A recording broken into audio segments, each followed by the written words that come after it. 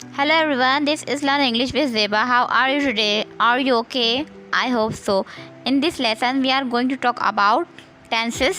हमारे पास जो टेंसेस होते हैं वो कितने होते हैं? सिर्फ हमारे पास 3 होते हैं, इसके अलावा नहीं होते। इसकी जो ब्रांचेस होती हैं वो 4 4 4 करके होती हैं, तीनों के अलग अलग होती हैं, तो 12 होती हैं। अब इन ब्रांचेस की हम आइडेंटिफिकेशन कैसे करते हैं, यानी उसकी पहचान कैसे होती है? हमें उसकी पहचान ऐसे होती है जैसे कि इनडेफिनेट। अब इनडेफिनेट है, कंटिन्यूस है, परफेक्ट है, परफेक्ट कंटिन्यूस है, तो ये सब आगे जाके पढ़ेंगे आहिस्ता आहिस्ता करके।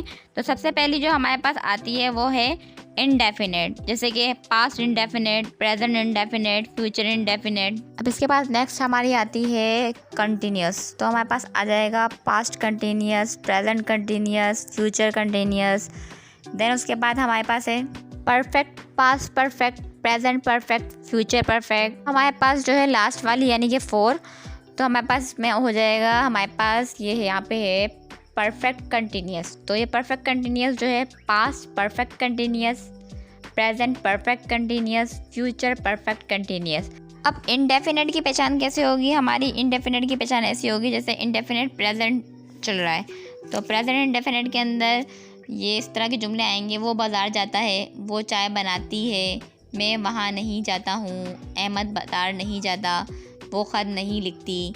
तो इस टाइप के इसके अंदर वर्ड्स यूज़ होंगे। अगला हमारे पास है पास्ट इंडेफिनिट। पास्ट इंडेफिनिट गुज़रे हुए वक्त में आप जो भी काम करते थे या किया, जैसे कि मैं अपना काम ख़त्म कर चुका था, क्या बारिश होने से पहले वो घर आ गया था, क्या आसिफ के आने से पहले तुम नाश्ता कर चुके थे।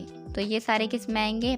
पास्ट इंडेफिनिट में आएंगे। इसी तरह हमारे पास फ्यूचर है, फ्यूचर में है मैं ख़त लिखूँगा, लड़कियां गीत गाएंगी, तुम खेल खेलोगे, वो झूठ नहीं बोलेगा, तुम शेर को जाया करोगे, वो कपड़े नहीं धोएगी।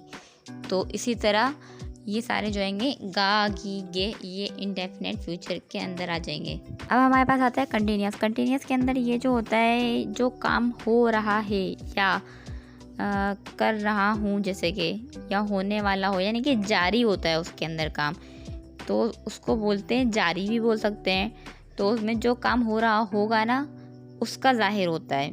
अब जैसा कि आप लोग ये देख लें, जो गुजरा हुआ वक्त में जारी था वो पास्ट कंटिन्यूस होगा, जो काम मौजूदा वक्त में जारी है वो क्या होगा? प्रेजेंट होगा, और जो काम आने वाले वक्त में जारी होगा वो क्या होगा?